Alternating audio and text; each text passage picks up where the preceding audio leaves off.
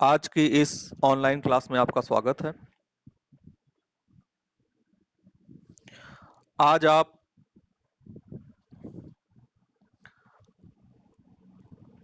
अपने अध्ययन के तीसरे पड़ाव पे आ गए हैं।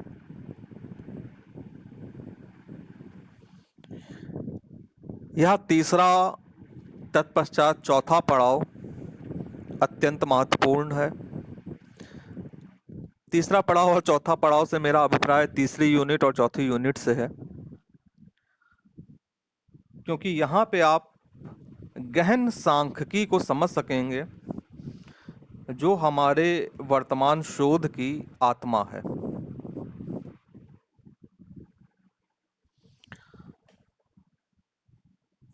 आज इस यूनिट का प्रारंभ परिकल्पना या हाइपोथेसिस के प्रारंभिक परिचय द्वारा की जा रही है। इस यूनिट के इस विषय के अंतर्गत आज की इस क्लास में हम परिकल्पना का अर्थ जानेंगे, परिकल्पना की विभिन्न परिभाषाओं को जानेंगे और परिकल्पना की महत्ता को जानेंगे।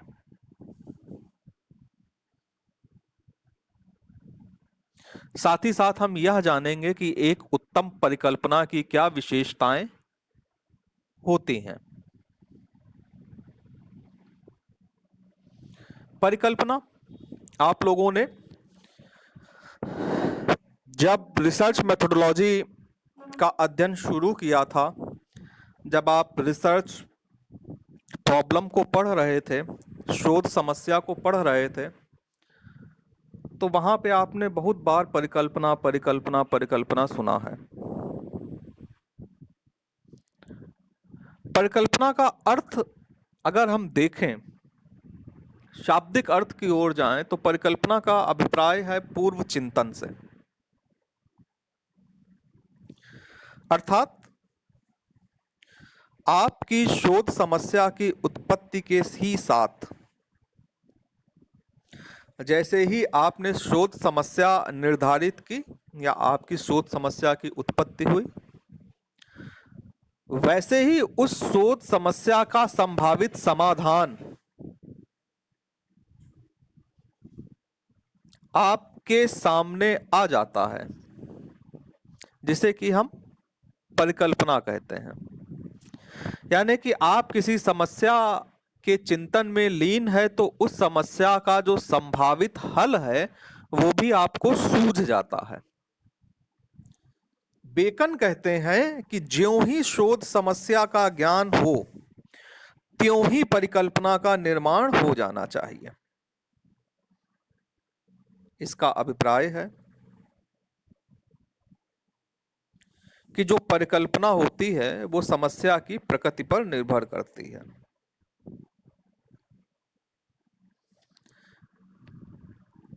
आप परिकल्पना को स्पष्ट रूप से समझ पाएंगे। कुछ परिभाषाएं सुन लीजिए। टाउनसेंड की परिभाषा है कि परिकल्पना शोध समस्या के लिए सुझाया गया उत्तर है। जो शोध समस्या आपने अध्ययन के लिए निर्धारित की है, उसके लिए सुझाए गए उत्तर को परिकल्पना कहते हैं। कर्लिंगर क्या कहते हैं? कर्लिंगर सुझाया हुआ उत्तर के अलावा एक विशेष पहलू पर ध्यान आकर्षित करते हैं और यह बताते हैं कि परिकल्पना जो है वह दो या दो से अधिक चरों के संबंधों का अध्ययन है। जैसे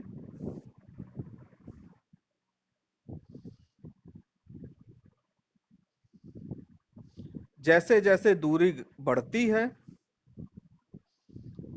प्रवास की मात्रा घटती है। दो चर हो गए, एक दूरी है, एक प्रवास है। इन दोनों के मध्य में संबंध बताया जा रहा है। इस संबंध की आगे जांच की जाएगी। जैसे कि महिलाओं को पुरुषों की अपेक्षा कम आय प्राप्त होती है,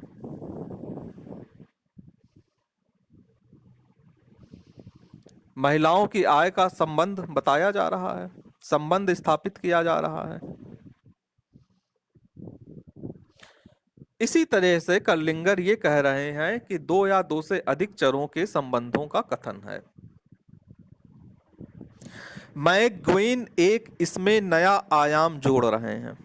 देखिए, टाउनसेंड ने बताया था कि समस्या के लिए संभावित हल है या उत्तर है। कर्लिंगर ने कहा संभावित हल तो है ही है, लेकिन परिकल्पना क्या है?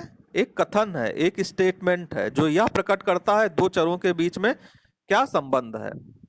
जैसे जैसे आय बढ़ती है वैसे वैसे बचत बढ़ती है। ठीक है, एक संबंध है। तो इस तरह के कथन जो दो चरों के बीच में संबंध को व्यक्त करें वो परिकल्पना होते हैं। अब मैकग्वीन इसमें एक तीसरा आयाम जोड़ करके ला रहे हैं कि परिकल्पना दो या दो से अधिक चरों के संभावित क्षमता युक्त संबंधों का परीक्षण योग्य कथन है। कर्लिंगर ने कहा था चरों के संबंधों का कथन है, मैकग्वीन उसमें एक नया शब्द जोड़ रहे हैं, परीक्षण योग्य कथन है। यानी कि एक ऐसा स्टेटमेंट है, एक ऐसा कथन है जिसका परीक्षण किया जा सके। अब जैसे आप ये हाइपोथेसिस बना लें कि जो पाप करता है वो नरक में जाता है, क्या इसका परीक्षण संभव है? इसका परीक्षण संभव नहीं है। लेकिन इस बात का परीक्षण अवश्य संभव है कि जैसे जैसे आय बढ़ती है वैसे वैसे बचत भी बढ़ती है। या इस बात का भी परीक्षण संभव है कि जैसे जैसे दूरी में वृद्धि होती है प्रवास की मात्रा घटती है। और इस बात का भी परीक्षण संभव है कि महिलाओं को पुरुषों की अपेक्षा कम मजदूरी दी जाती है, कि समान मजदूरी दी जाती है, कि अधिक मजदूरी दी जाती है। लेकिन इस बात का जो मैंने पहले बताया कि पाप करने वाला नरक में जाता है, इसका परीक्षण नहीं किया जा सकता। बाकी जितने भी मैंने आपको कथन बताए उन सबका परीक्षण किया जा सकता है। निष्कर्ष क्या निकला? निष्कर्ष ये निकला कि परिकल्पना सोच समस्या के लिए सुझाया गया वह उत्तर है जिसमें दो या दो से अधिक चरों के बीच हम संबंध को स्पष्ट करते हैं तथा उस संबंध का परीक्षण भी करते हैं। जिस कथन को हम अपनी शोध समस्या के हल के रूप में स्थापित कर रहे हैं, जिस कथन को जो चरों के बीच में संबंधों को प्रकट करने वाला है, जिसे हम अपनी समस्या के हल के रूप में स्थापित कर रहे हैं, उसका हम परीक्षण कर सकते हैं परिकल्पना के अंतर्गत। प्रश्न अब यह उठता है कि परिकल्पना का हमारे शोध के लिए क्या महत्व है।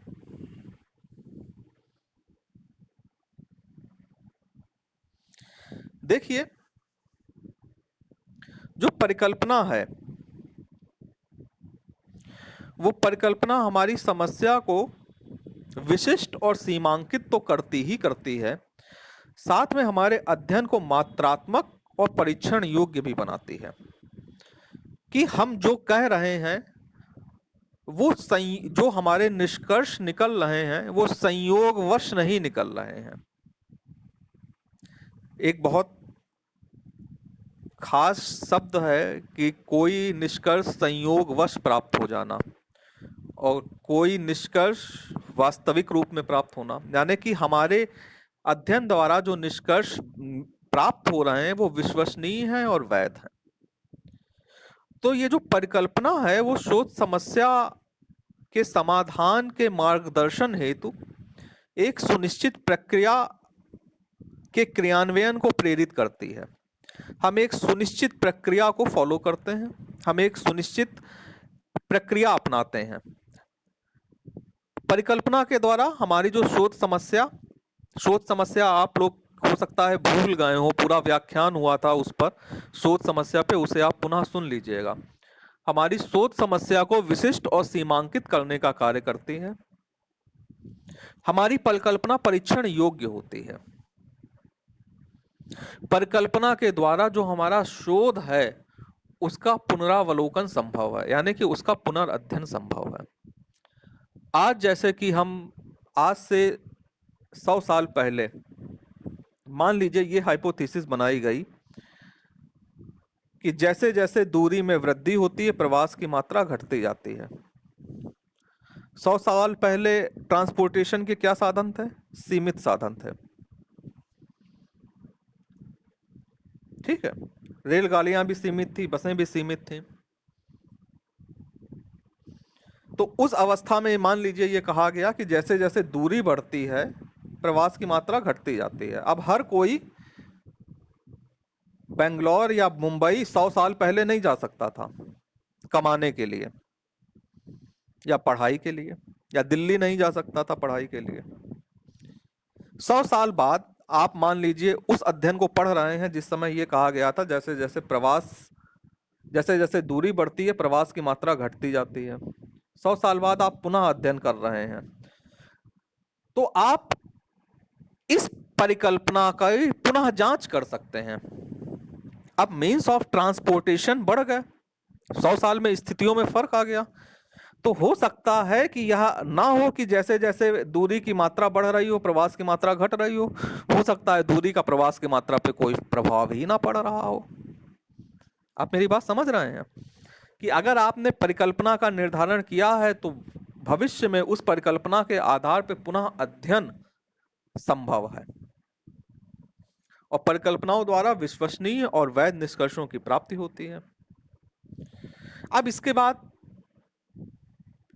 जो परिकल्पना होती है उस परिकल्पना के अंतर्गत क्या विशेषताएं होनी चाहिए। देखिए, जो हमारी परिकल्पना है वो हमारी शोध समस्या का पर्याप्त और समुचित उत्तर होनी चाहिए। परिकल्पना सरल और सुस्पष्ट होनी चाहिए। परिकल्पना में जो भी शब्द जो भी प्रत्यय आप प्रयोग कर रहे हैं वो सुस्पष्ट होने चाहिए। किसी भी प्रकार की भ्रामक शब्दावली का उपयोग नहीं करना चाहिए। परिकल्पना जो है वो परिमाणात्मक होनी चाहिए, यानी कि क्वांटिटेटिव। जैसे कि अभी मैंने कुछ उदाहरण दिए थे आपको क्वांटिटेटिव के। परिकल्पना क्या है? परीक्षण योग्य होनी चाहिए। साथ ही साथ अगर परिकल्पना का कोई सैद्धांतिक आधार हो तो यह अच्छा माना जाता है, यानी कि परिकल्पना किसी ना किसी सिद्धांत से प्रेरित अवश्य होनी चाहिए। इस प्रकार से जो परिकल्पना है वो आपके शोध को सार्थक बनाती है, आपकी जो शोध की दिशा है उसको डायरेक्शन देती है कि किस डायरेक्शन में आपको जाना है। शोध सार्थक बनने के साथ साथ सीमित और विशिष्ट भी बनता है और परिकल्पना सत्य, एक वैज्ञानिक सत्य को स्थापित करने में सहायक होती है। परिकल्पना में आप लोगों को इस बात का अवश्य ध्यान देना चाहिए कि जो आप परिकल्पना बना रहे हो उस परिकल्पना का सैद्धांतिक आधार हो और सैद्धांतिक आधार होने के साथ साथ यह परिकल्पना परीक्षणीय हो। परीक्षण, अभी मैंने इस परीक्षण को अभी आप लोगों को बताया था कि अच्छी परिकल्पना वह है जिसका परीक्षण करना संभव हो और सबसे बेकार परिकल्पना वह है जिसके परीक्षण की केवल संभावना हो।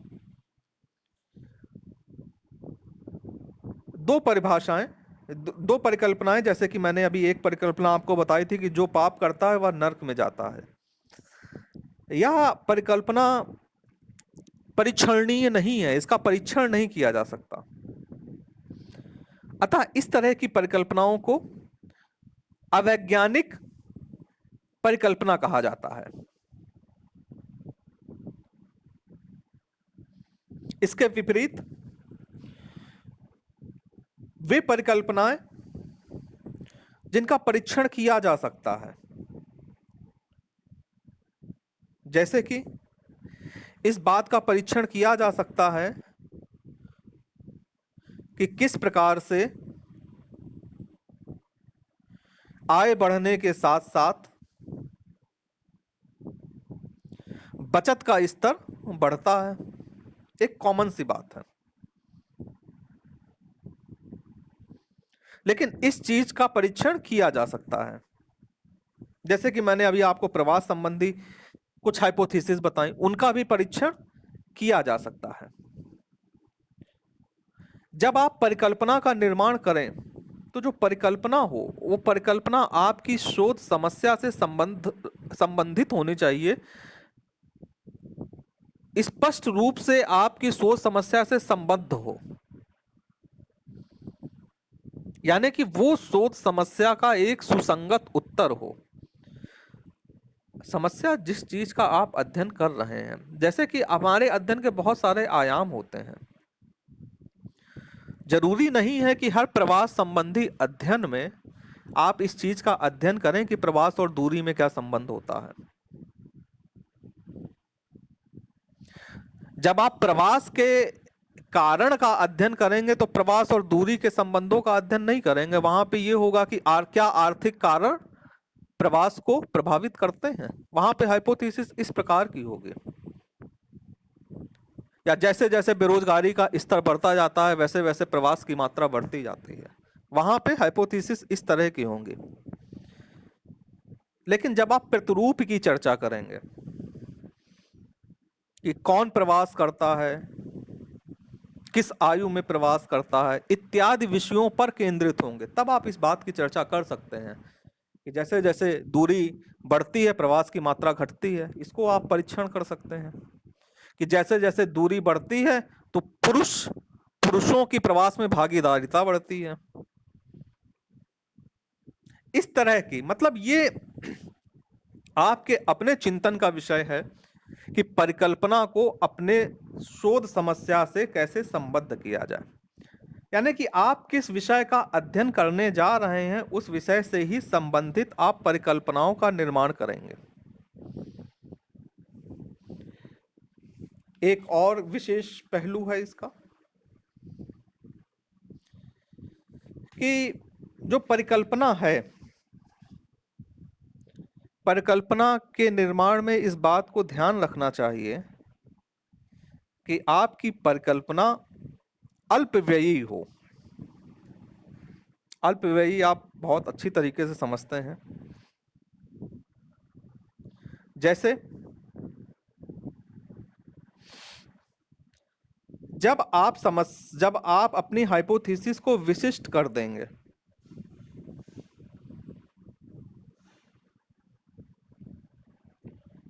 तो आपकी हाइपोथेसिस अल्पव्ययी हो जाएगी।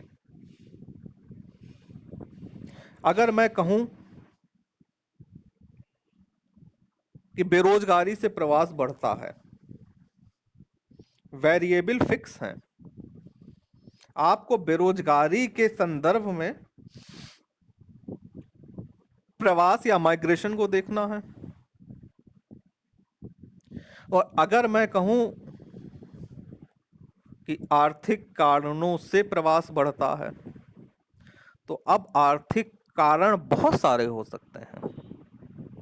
अब यहां पे आपने एक अपनी हाइपोथेसिस को विस्तार दे दिया। बचत भी आर्थिक कारक है, आय भी आर्थिक कारक है, बेरोजगारी भी आर्थिक कारक है, धनात्मक कारक भी हैं, ऋणात्मक कारण भी हैं। तो इस तरह से अगर आप देखें तो आपकी जो हाइपोथेसिस होनी चाहिए वो जितनी ज्यादा स्पेसिफिक होगी, विशिष्ट होगी, उतनी ही ज्यादा अल्पव्ययी भी होगी।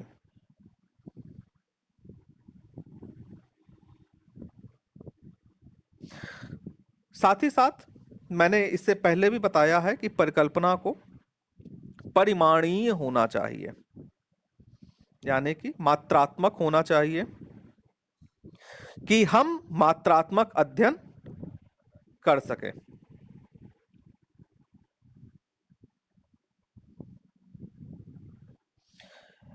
परिकल्पना को किसी ना किसी अध्ययन विधि के अनुकूल होना चाहिए। यानी कि आप जब किसी परिकल्पना का निर्माण कर रहे हैं, तो आगे आप परिकल्पना परीक्षण को पढ़ेंगे, तो आपकी परिकल्पना के परीक्षण के लिए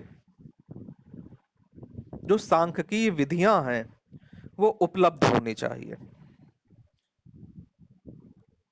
आपको यह परिकल्पना निर्माण के समय भली भांति जानकारी होनी चाहिए कि इस जिस परिकल्पना का हम निर्माण कर रहे हैं,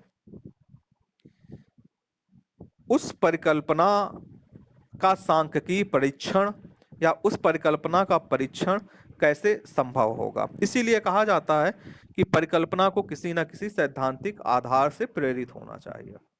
ये जो परिकल्पना है, ये परिकल्पना हमारे व्यक्तिगत अनुभव द्वारा भी हमें प्राप्त हो सकती है। ये परिकल्पना पहले के शोधों द्वारा भी प्राप्त हो सकती है। ये परिकल्पना बहुत सारी सिनॉप्सिस द्वारा भी प्राप्त हो सकती है, रिसर्च जर्नल्स द्वारा भी प्राप्त हो सकती है, संगत पुस्तकों और संगत सिद्धांतों द्वारा भी प्राप्त हो सकती है। इस प्रकार यह परिकल्पना का एक प्रारंभिक परिचय है। कल हम लोग परिकल्पना के प्रकारों की चर्चा करेंगे कि ये परिकल्पना कितने प्रकार की होती हैं। उसमें परिकल्पना के प्रकार के अंतर्गत हम लोग मैकग्वीन, कर्लिंगर जैसे विद्वानों के अनुसार परिकल्पना को के जो प्रकार सुझाए गए हैं उनकी चर्चा करेंगे, और फिर हम लोग धीमे धीमे आगे कुछ परिकल्पना परीक्षण के विधियां बताई गई हैं आपकी इसी थर्ड यूनिट में, उस ओर अग्रसर हो जाएंगे। आज के इस व्याख्यान को मैं यहीं पे समाप्त करता हूं। अगर आपको कुछ इसमें ना समझ में आया हो तो आप मुझसे पूछ सकते हैं।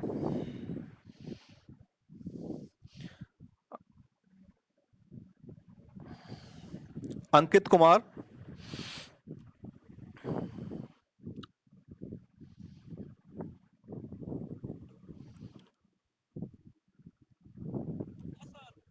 हाँ, कोई दिक्कत हो तो पूछिए। अनुराधा। विनीता शर्मा।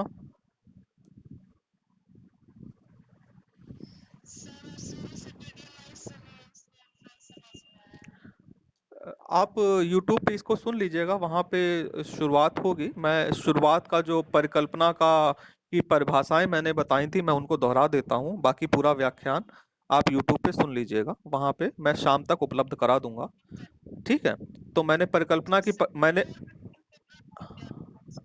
हाँ, तो कोई बात नहीं, वहाँ पे आप सुन सकते हैं जब आपको सहूलियत हो। परिकल्पना की मैंने शुरुआत में परिभाषाएं बताई थी। उस परिभाषा में मैकगुइन की परिभाषा सर्वाधिक महत्वपूर्ण थी, जिसमें मैंने बताया था परिकल्पना दो या दो से अधिक चरों के संभावित क्षमता युक्त संबंधों का परीक्षण योग कथन है। अर्थात जो परिकल्पना होती है वो हमारे जो शोध समस्या होती है उसके लिए एक उत्तर भी होती है, दो चरों के मध्य संबंधों को कथन के रूप में प्रस्तुत भी करती है, साथ ही साथ वो परीक्षण योग्य भी होती है। इन तीन विशेषताओं के आधार पर ही आगे सारी चर्चा की गई है कि किस तरीके से जो हमारी परिकल्पना हमारी सोच समस्या को सीमित स्वरूप प्रदान करती है, सुसंगत स्वरूप प्रदान करती है, दिशा निर्देशित करती है। परिकल्पना किस प्रकार से परीक्षण योग्य होनी चाहिए, किस प्रकार से परिकल्पना का स्वरूप मात्रात्मक होना चाहिए ताकि हम परीक्षण कर सकें। परीक्षण हमेशा किसी अध्ययन, किसी सिद्धांत से प्रेरित होनी चाहिए ताकि हमें सांख्यिकीय विश्लेषण हेतु जो विधियां हैं वो उपलब्ध होती रहें, वो उपलब्ध हों। इन कुछ बातों का हम ध्यान रखते हैं। प्रायः हम अवैज्ञानिक परिकल्पनाओं से बचते हैं जिसका परीक्षण ना किया जा सके। उसके लिए मैंने उदाहरण दिया था कि जो पाप करता है वो नर्क में जाता है। इस प्रकार की जो परिकल्पनाएं होती हैं वो अवैज्ञानिक मानी जाती हैं। इसके विपरीत वो परिकल्पनाएं जो दो चरों के बीच में सीमित एवं सुसंगत संबंधों की स्थापना की जांच करने को प्रेरित करती हैं। जैसे कि मैंने बताया कि जैसे जैसे दूरी में वृद्धि होती है, प्रवास की मात्रा यानी कि वॉल्यूम ऑफ माइग्रेशन घटता जाता है या प्रवास की मात्रा घटती जाती है। तो इसमें हम अच्छी तरीके से जांच कर सकते हैं। अच्छी तरीके से हम प्रवास और दूरी के बीच में जो चरों हैं उनको, उन चरों के स्वरूप यहाँ पे मात्रात्मक हैं। तो इस प्रकार से परिभाषाएं ऐसी होनी चाहिए जिनका हम परीक्षण कर सकें और जिनका स्वरूप मात्रात्मक हो। बाकी विस्तार पूर्वक आप यूट्यूब पे पुनः सुन लीजिएगा। सीबी। हाँ। दिलीप प्रसाद, हरिकांत राय, कृष्ण कुमार राय, ठीक, कुमारी बबीता,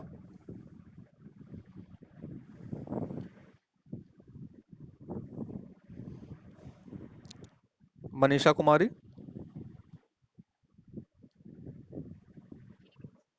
पूनम कुमारी, रोशन कुमार, ठीक, रोशनी कुमारी,